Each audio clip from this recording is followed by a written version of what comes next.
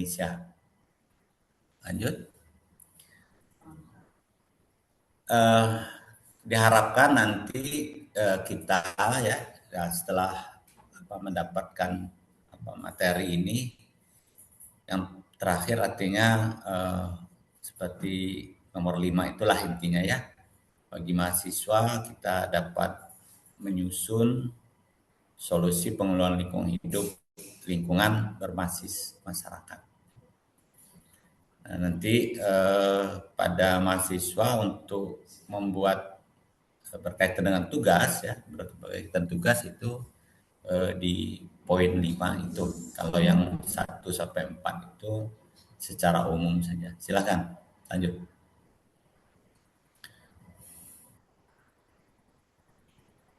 Nah, ini pengertian dari masyarakat lokal ya, pengertian masyarakat lokal.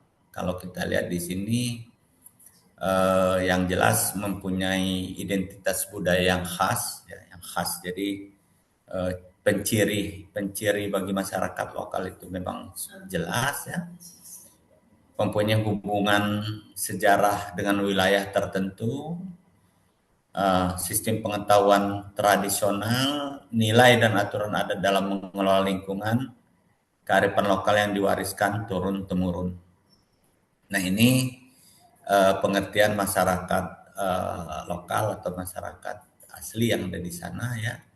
Jadi memang pengetahuan yang berkembang di wilayah itu mempunyai kalau kita katakan sekarang ini memang punya catatan yang jelas ya. Jadi catatan yang jelas, apakah itu tertulis dalam aturan masyarakat adat itu sendiri atau memang para ahli sejarah atau antropologi juga sudah punya catatan tentang itu, sehingga masyarakat lokal ini dapat menjadi subjek untuk penelitian atau contoh-contoh yang baik bagi pengembangan atau pengelolaan lingkungan.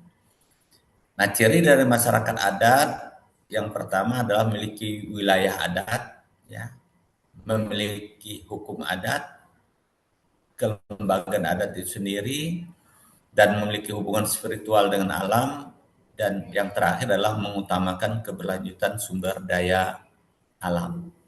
Oke, lanjut.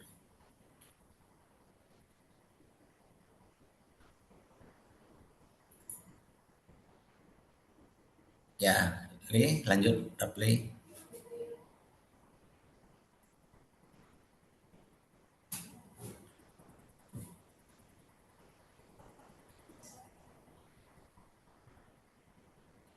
Oke ya. Nah, kearifan lokal dalam pengelolaan lingkungan yang pertama itu jelas ada aturan atau larangan ya bagi masyarakat adat itu sendiri maupun masyarakat pendatang. Ya, ini nanti kan ada contoh, ada 5 contoh yang Bapak sampaikan di materi kita ini. Jadi baru kita kelihatan lebih detail lah ya. Terus itu ada wilayah atau zonasi kawasan hutan. Jadi masyarakat adat itu dapat kita katakan dia memiliki wilayah atau zona-zona untuk penguasaan hutan. Dan selanjutnya mereka atau masyarakat adat itu punya penanggalan ya atau kalender bagi mereka untuk mulai bercocok tanam pada lingkungan tersebut, dan mereka juga sudah sangat familiar ya, sudah sangat menggunakan aturan itu untuk mengelola sistem pertanian berkelanjutan ya, karena kita kaitkan dengan yang di atas zona kawasan hutan itu karena mereka harus hidup dari kawasan itu. Nah, yang selanjutnya pengelolaan air yang berbasis komunitas, sehingga mata air terutama atau sumber air itu sangat mereka jaga untuk kehidupan sehari-hari maupun untuk pengelolaan lingkungan. Kalau berkaitan dengan sawah ya seperti yang ada di Bali, Subak itu air itu sangat penting. Beda dengan Baduy yang basicnya itu adalah lahan kering atau tegalan. Dan terakhir adalah pengelolaan hutan adat. Nah, fungsi kearifan lokal itu menjaga keseimbangan ekosistem. Ya, jadi kalau untuk wilayah tersebut atau zona tersebut, maka keseimbangan ekosistemnya sangat terjaga, mengurangi konflik sumber daya, menjamin keberlanjutan lingkungan, dan yang terakhir adalah memperkuat solidaritas sosial. Nah, kenapa dikatakan memperkuat solidaritas sosial? Karena aturan atau adat ya, aturan adat yang mereka pakai itu uh, untuk istilah kita sekarang ini dari mereka ya untuk mereka sendiri. Ya, jadi aturan itu dibuat untuk mereka dan dilaksanakan oleh mereka sehingga konsep awal dari kegiatan gotong royong misalnya itu memang sudah ada di masyarakat adat itu sangat baik untuk uh, pembangunan terutama seperti di negara kita. Silakan lanjut. Nah, ini contoh kasus yang pertama untuk apa indigenous people ini ya atau masyarakat hasil masyarakat adat ini adalah untuk masa yang pertama dulu Li. Nah, ya, masyarakat Baduy ya. Nah, masyarakat Baduy ini kalau kita melihat ya melihat tontonan lah apakah berupa video ataukah di berita-berita ini sangat terkenal dan mereka sangat masih kuat untuk menjaga adat mereka. Jadi Baduy ini kan kita mengenal ada dua jenis dua golongan ya. Ya, yang pertama itu Baduy dalam dan Baduy luar. Nah, kalau Baduy dalam ini Baduy yang sangat ketat. Secara umum mereka itu berpakaian putih alami ya. Bukan karena putih ini kan banyak. Jadi kan putih yang mereka tenun sendiri dan kalau masyarakat Baduy luar itu secara umum mereka memakai pakaian hitam atau biru ya. Nah, yang sering kita lihat kalau karena Bapak juga melihat masyarakat Baduy di YouTube terutama itu yang kita lihat itu masyarakat Baduy luar ya yang berpakaian hitam atau biru pencirinya itu yang biru-birunya itu adalah istilah kita ini batik tapak kebo ya. Jadi tapak kebo itu kan ada dua gitu ya. Kuku kebo itu, kuku kerbau. Nah ini. Jadi masyarakat Baduy ini dikenal sebagai komunitas adat yang mempertahankan gaya hidup sederhana dan harmonis dengan alam. Dan mereka juga terutama untuk Baduy dalam itu sangat ketat. Mereka tidak menggunakan bahan kimia termasuk sabun, namanya itu pasta gigi ya, apalagi sampo itu mereka tidak memakai. Karena itu termasuk bahan kimia. Nah, ini praktik pengelolaan lingkungan yang tadi ya larangan menggunakan bahan kimia. Jadi baik Baduy dalam maupun Baduy luar itu nggak menggunakan istilah kita ini pestisida ya. Jadi apakah insektisida, fungisida atau herbisida apalagi itu mereka tidak menggunakan itu. Menjaga hutan larangan. Jadi ada mereka hutan itu yang sudah dizonasi atau sudah dibatasi ya untuk menjadi hutan larangan. Jadi terlarang bagi masyarakat itu untuk mengelola atau bahkan secara sederhana untuk menjamah hutan itu mereka dilarang. Dan mereka kan taat dengan adat apabila mereka melanggar kena hukum adat, dan juga ada apa ya, ada rasa bersalah dari dalam diri mereka, sehingga seperti ada kena apa istilah kita nih, kena kutukan gitu ya. Itu pertanian tradisional tanpa eksploitasi berlebih ya. Jadi mereka hebatnya masyarakat adat ini kan mereka bisa menghitung kebutuhan untuk penduduk yang ada di sana ya. Jadi masyarakat yang ada di sana berapa kebutuhan makan untuk selama setahun, kebutuhan untuk menyimpan padi misalnya, karena mereka juga mengkonsumsi beras dan sebagainya. Nah, pembatasan teknologi modern. Nah, ini kalau Baduy Dalam, ya Baduy Dalam itu sangat tidak mengenal tentang teknologi modern, apalagi yang berkaitan dengan informatika ya, apakah HP ya, gadget sekarang, atau yang lainnya, TV. Tapi kalau Baduy luar sudah umum itu. Coba kalau kita lihat YouTube itu udah umum, mereka udah memakai itu HP, karena mereka juga udah bisa foto, swafoto juga udah banyak. Nah, nilai lingkungannya menjaga keseimbangan alam, prinsip hidup sederhana, konservasi air dan hutan. Nah, ini eh, artinya kearifan lokal yang ada di sana adalah salah satu menjadi model konservasi lingkungan yang berkelanjutan. Nah, nilai utama konservasi pada adat Baduy ini yaitu pembagian zona hutan. Ya, mereka membagi hutan itu ada namanya itu hutan lindung yang tidak boleh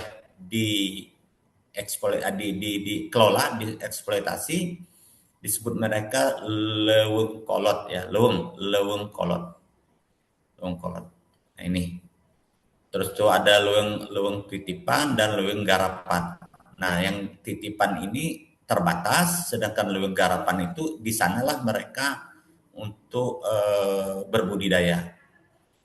Nah, selanjutnya adalah untuk pertanian berkelanjutan, mereka menerapkan itu bertani padi kubah, lahan kering, atau apa namanya itu. Kalau kita di sini secara umum padi gogo lah ya gitu. Secara berpindah dan tidak merusak kontur tanah. Jadi mereka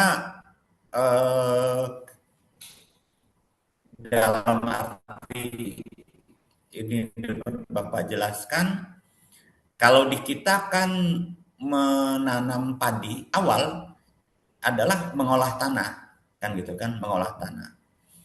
Nah, mereka ini tidak merusak kontur tanah, artinya pengolahan tanah itu tidak ada, ya tidak ada. Tidak. Jadi mereka hanya menugalkan, ya, membuat lubang tugal. Setelah itu benih padi itu dimasukkan ke lubang tugal, ya sudah ditunggu.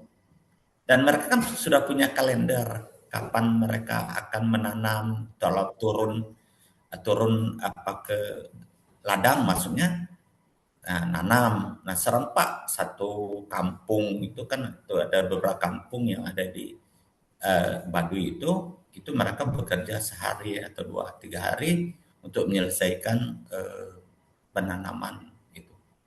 Dan itu tidak ada pengolahan tanah, baik menggunakan alat-alat yang umum ya, cangkul misalnya, dan mereka hanya menggunakan tugal itu. Nah, hukum adat mengharamkan penggunaan bahan kimia, itu yang dalam ya. Kalau yang luar itu sudah memakai bahan kimia mereka, kalau yang Baduy luar. Oke, lanjut Rafli. Nah, ini kasus kedua ya, contoh untuk masyarakat kedua itu sistem subak di Bali. Nah, ini sangat berkaitan dengan air sebenarnya subak ini, karena masyarakat adat yang ada di Bali yang berkaitan dengan subak ini berkaitan langsung dengan pembagian air. Ya. Jadi mereka memang punya prinsip trihita karana ya, harmoni dengan Tuhan, harmoni dengan sesama, dan harmoni dengan alam. Itu prinsip hidup dari masyarakat Bali.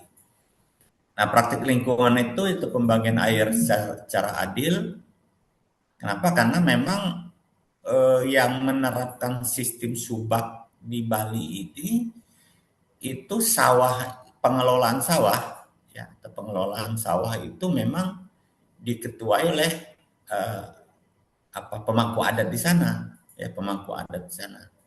Jadi mereka secara kolektif bagaimana air itu kalau di kita kan dalam pengelolaan air sistem PU ini kan ada namanya penjaga pintu air, sebut ya, ili-ili lah gitu ya. Nah, kalau di sana ya hampir sama juga ya. Nah, pengelolaan sawah secara kolektif, terus konservasi sumber air. Jadi sumber air atau mata air yang nanti akan digunakan sebagai sumber air pada sawah tersebut itu sangat dijaga ya, sangat dijaga di hulunya. Nah, yang terakhir tetap yaitu penguatan solidaritas sosial, sama dengan yang ada di Baduy tadi, bahwa kegiatan ini adalah kegiatan secara massal untuk masyarakat setempat, dan UNESCO juga sudah mengakui kalau Subak ini adalah warisan budaya dunia. Nah, ini memang berat bagi masyarakat Bali ya, yang memang wilayahnya adalah wilayah pariwisata, untuk untuk menjamin bahwa Subak ini tetap ada sampai akhir zaman. Itu memang agak berat ya, karena memang gempuran urban ya, gempuran wilayah wisata di Bali ini sangat besar. Nah, fokus utama konservasi berbasis Subak ini yang pertama adalah distribusi air berkeadilan. Nah, ini air dan mata air dibagi menggunakan sistem temuku ya, pembagi air yang disepakati bersama oleh anggota Subak atau Kerama Subak dan dipimpin oleh Pekaseh atau ketua adat. Nah, selanjutnya adalah konservasi ekosistem dan lingkungan, menjaga kualitas hulu, mata air atau mata air itu, dan kawasan resapan air agar ekosistem dan keanekaragaman hayati di sekitarnya tetap lestari. Yang terakhir adalah ketahanan pangan dan pertanian berkelanjutan. Subak terbukti menjadi contoh praktik pertanian yang mampu menjaga keseimbangan alam dengan cara organik dan tradisional.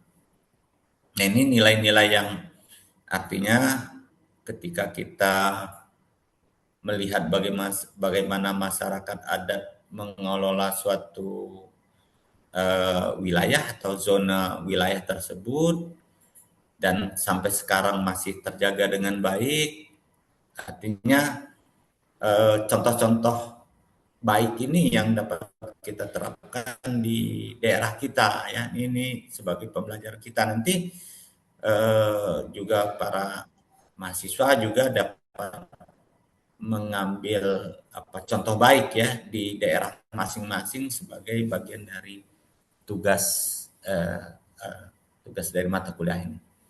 Silakan lanjut.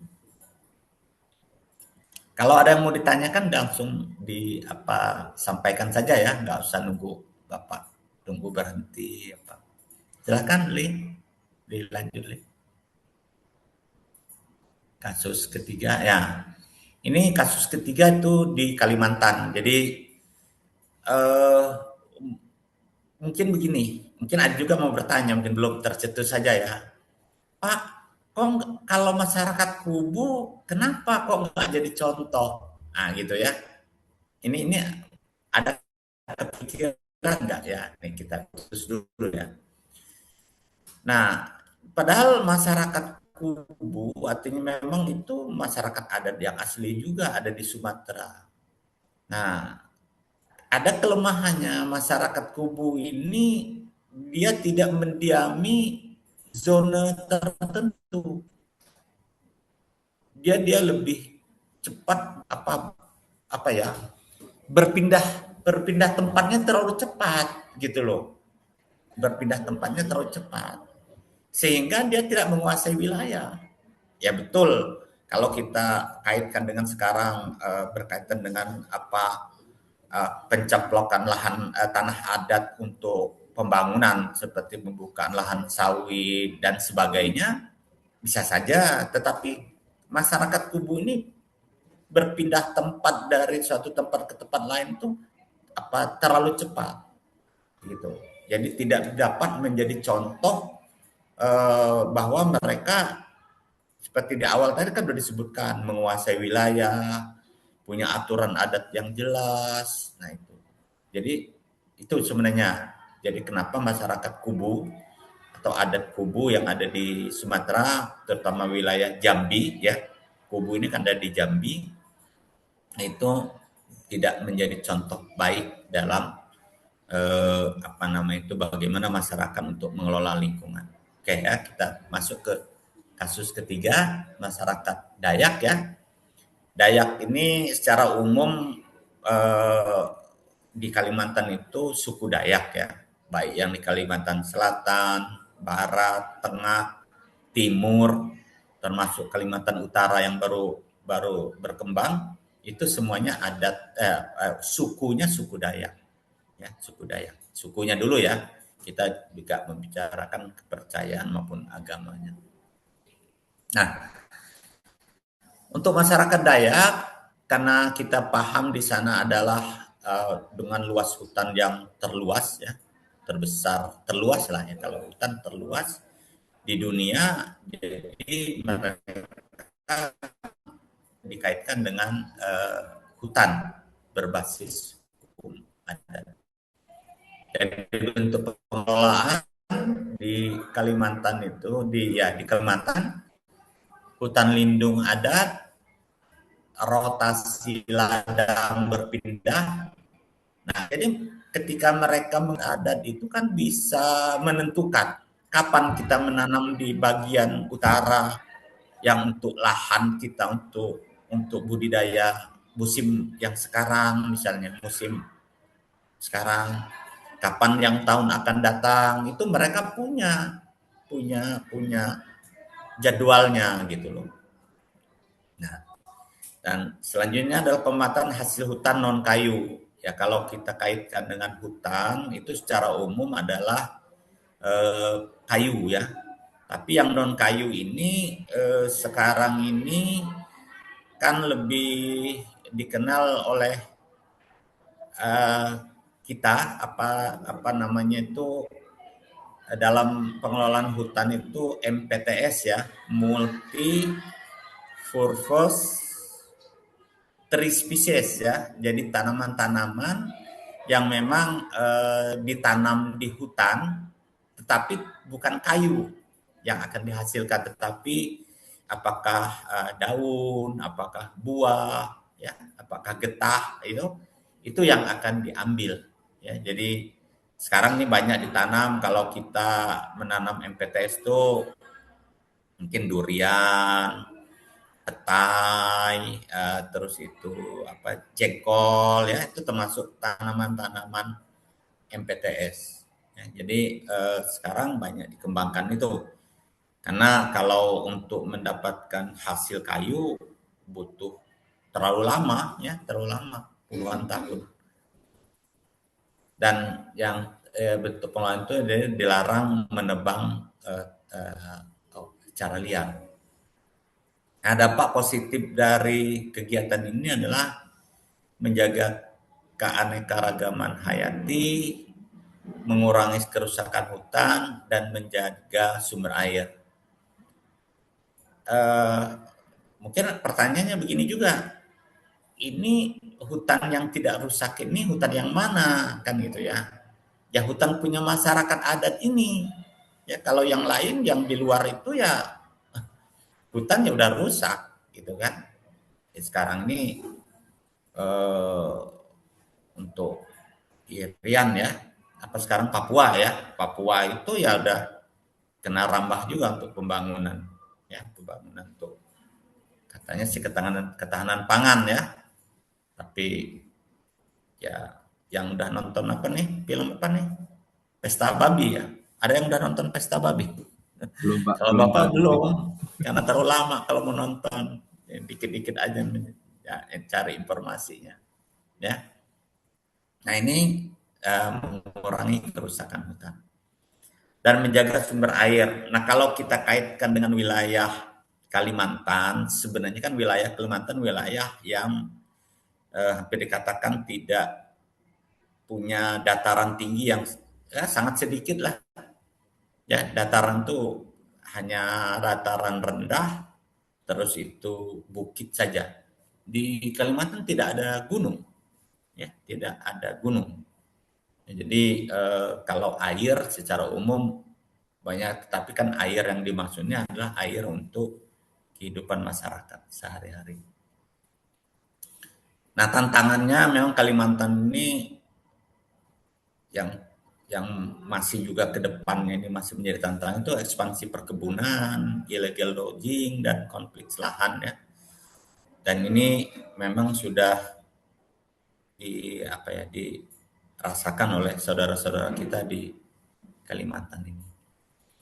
Nah, ini ada beberapa contoh baik yang ada di Kalimantan itu. Di Kalimantan Barat itu Dayak Iban di daerah Sungai Utik ya. Nah, ini lumayan mereka punya luas tanah yang sampai hampir 10.000 hektar ya. Hampir 10.000 hektar. Terus Dayak Wehea di Kalimantan Timur itu lebih luas lagi 38.000 hektar dan Dayak Meratus di Kalimantan Selatan. Dan ini memang bagi masyarakat adat, misalkan Dayak Iban, Wehea maupun Meratus ini sudah punya wilayah sendiri ya, wilayah tersendiri. Oke, silakan lanjut. Nah,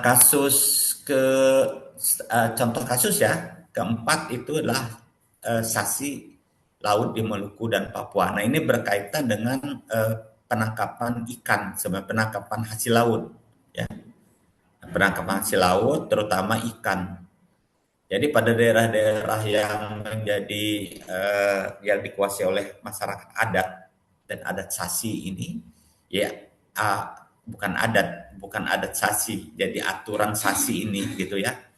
Itu adalah mereka akan menutup sementara area tangkapan dengan tujuan supaya hasil laut, terutama ikan, itu tidak ditangkap secara berlebihan. Ya, tidak ditangkap secara berlebihan untuk daerah-daerah tertentu. Nah ini masyarakat adat mengawasi daerah tersebut sehingga masyarakat juga pada saat dibukanya sasi, artinya ketika sasi dibatasi atau dilarang, dibuka dan itu masyarakat biasa ada apa istilahnya pesta adat gitu ya untuk menangkap hasil laut secara bersama-sama. Ini juga sangat baik karena berkaitan dengan menjaga populasi ikan ya, populasi ikan yang ada di daerah pantai. Jadi ini juga bukan laut yang di zona yang lebih jauh ya, bukan zona ZEE, bukan di zona-zona yang artinya memang masyarakat dengan alat tradisional itu bisa melakukan kegiatan itu.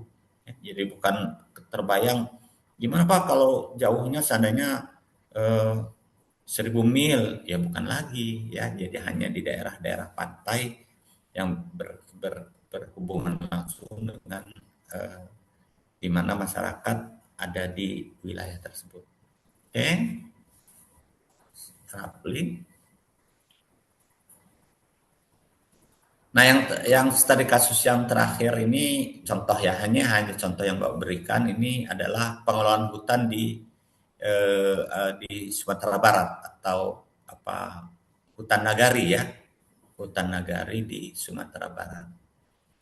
Nah, hutan nagari ini adalah sistem pengelolaan hutan berbasis masyarakat adat Minangkabau. Jadi ada wilayah hutan yang dikelola oleh masyarakat adat. Kenapa? Karena hutan ini dianggap hutan milik bersama secara adat. Ya. Pemanfaatan juga terbatas dan pengelolaan hutan itu dimusyawarahkan berdasarkan hukum adat yang berlaku. Dan semua ini kalau kita kaitkan dari yang pertama ya, contoh kasus pertama sampai kelima, ini berkaitan dengan sumber mata air. Ya. Keempat yang tidak ya karena dia air ya. 1, 2, 3, yang kelima ini berkaitan dengan sumber mata air. Nah, artinya dapat kita mengambil pelajaran atau kita membayangkan masyarakat adat yang dulu ya kita bukan membandingkan, oke lah ya, kita yang sekarang ini kan kalau kita bandingkan pencapaian ilmu pengetahuan kita jauh dengan masyarakat adat yang ada di sana. Tetapi mereka kuat atau teguh untuk memegang prinsip yang ditetapkan oleh adat, sehingga sumber mata air yang ada itu masih terjaga. Nah, beda dengan kita yang punya udah belajar entah kemana, kemampuan kita berpikir juga lebih jauh. Tetapi kita hanya berpikir tentang hari ini, mungkin beberapa hari ke depan. Sehingga banyak daerah juga mengalami kekeringan. Ya. Nah, untuk masyarakat adat, kalau kita lihat, untuk masyarakat Baduy saja yang memang sudah mendunia, mereka biasa aja ya. Mungkin kalau Pak Prabowo pidato nggak pakai dolar ya, orang Baduy itu ya nggak pakai dolar ya, gitu ya. Jadi kalau yang nggak terkait dengan urusan langsung itu ya masyarakat Baduy itu. Jadi karena mereka ya hidup dari alam untuk mereka kelola ya untuk kegiatan sehari-hari mereka. Mereka yang pernah mengalami kesulitan yang cukup panjang itu karena kebakaran. Pernah masyarakat Baduy dalam itu kebakaran.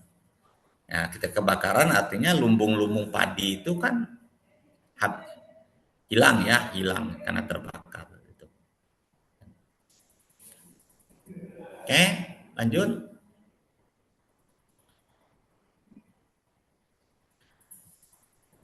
Nah, peran masyarakat ada dalam konservasi ya, konservasi sumber daya alam terutama, ini adalah menjaga keanekaragaman hayati.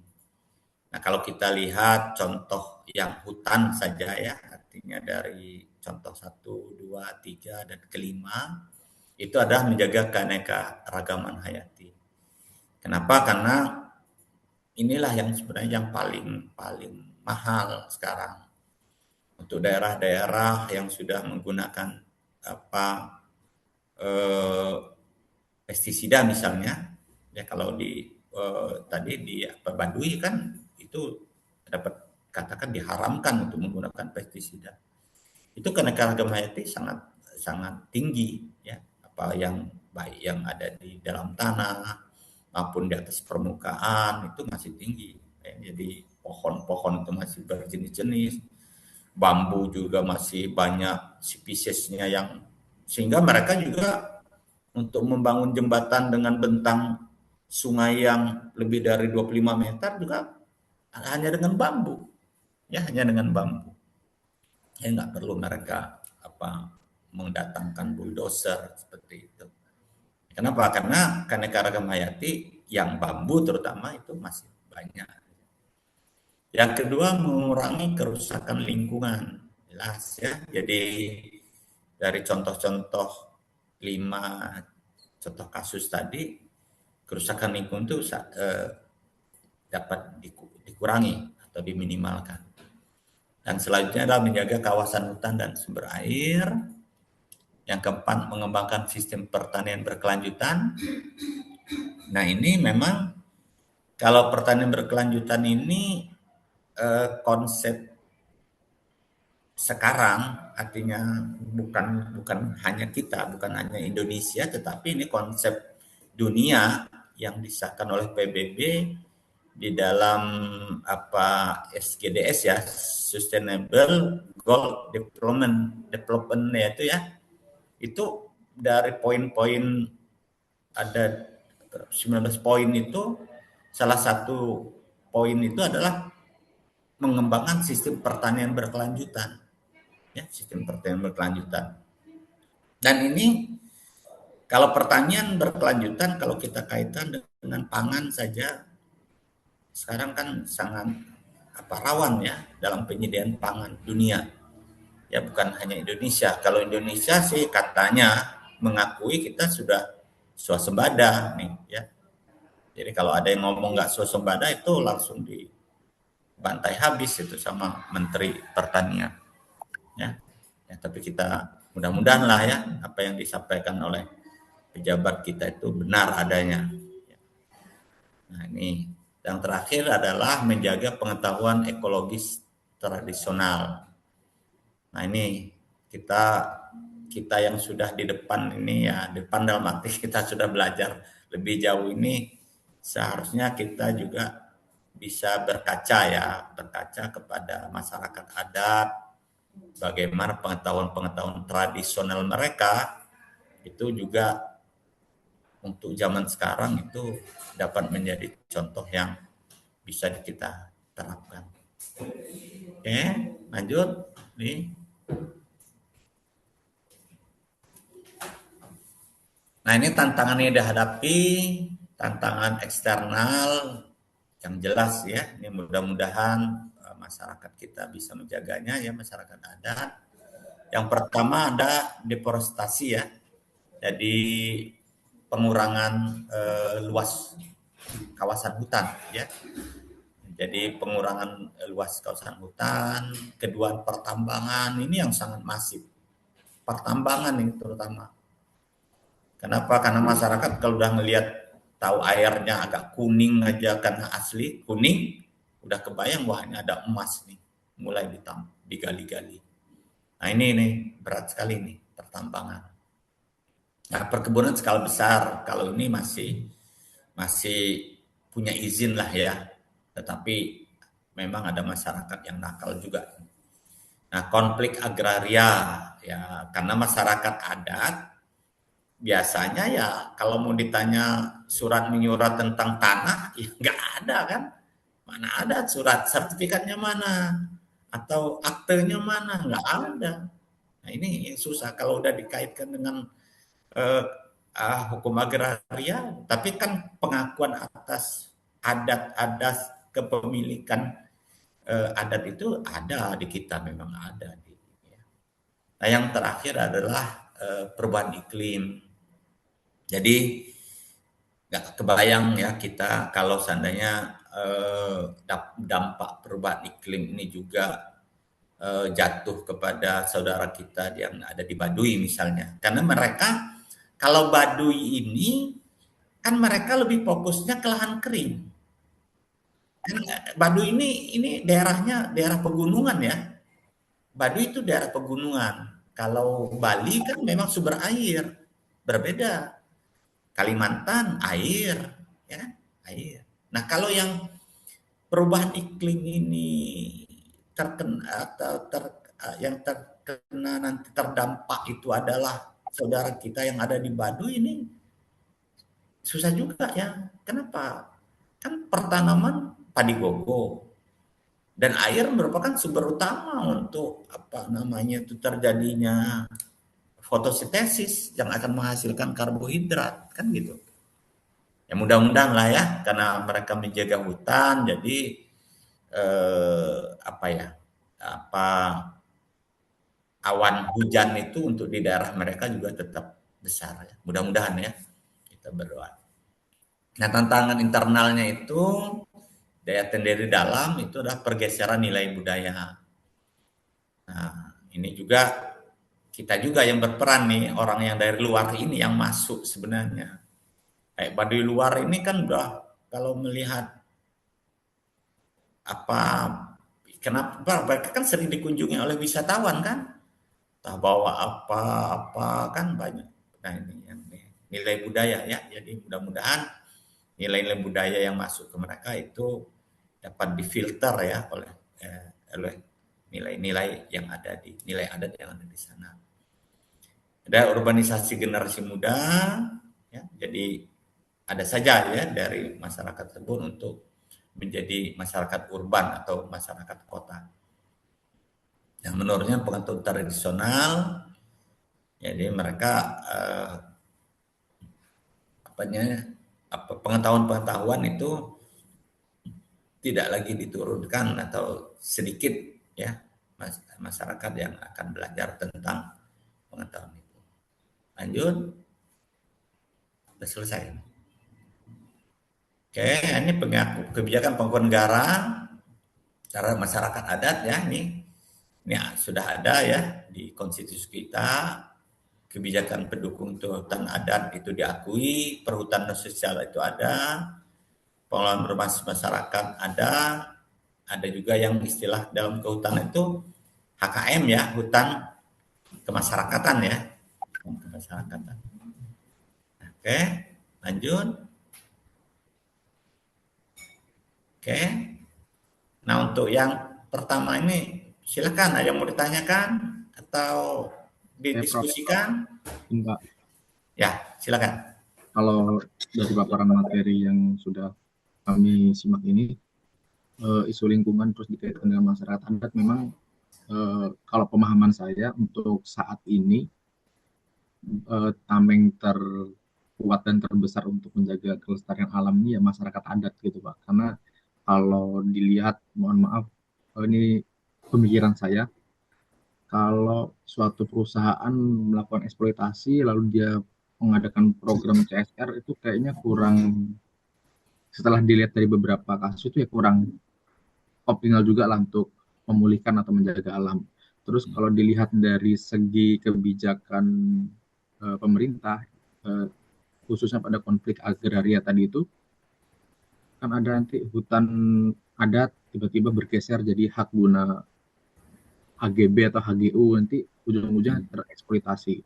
Jadi ya memang untuk garda terdepan sekarang untuk menjaga lingkungan ini, ya sih hukum adat ini tadi atau masyarakat adat gitu.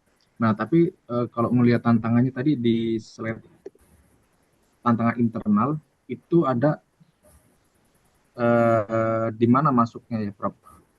Kan ada namanya sekarang bonus demografi di mana nanti keturunan masyarakat semua orang itu akan semakin banyak, populasi manusia semakin meningkat sehingga nantinya mungkin masyarakat Baduy dalam yang tadinya hanya menggarap padi dengan cara tradisional pasti akan mungkin karena kebutuhan yang semakin meningkat bisa apa namanya garap dengan cara yang lebih maju gitu. Nah, lalu nanti kalau misalkan apa tantangan-tantangan dari masyarakat adat ini tidak ter apa tidak bisa dibendung, kira-kira apa yang bisa menjadi tameng dalam menjaga lingkungan ini, Pak? Oke, ya. Jadi memang eh, betul ya. Jadi eh, karena apa namanya itu zaman dan peradaban juga berkembang dan itu kita tidak bisa menafikan ya dan itu harus kita lewati dan itu harus kita lewati. Nah, terutama untuk masyarakat adat ya, ada masyarakat adat kalau kalau Bapak melihat yang bisa kita yang memang sangat kuat dalam berkaitan dengan diskusi ini adalah yang Baduy.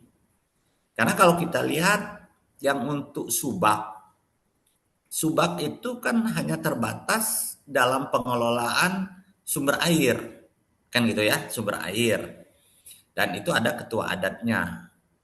Toh masyarakat sana juga kalau juga akan bergerak di dalam kegiatan pariwisata, memang itu sudah salah satu tujuan pembangunan di Bali itu ya pariwisata, kan itu kan.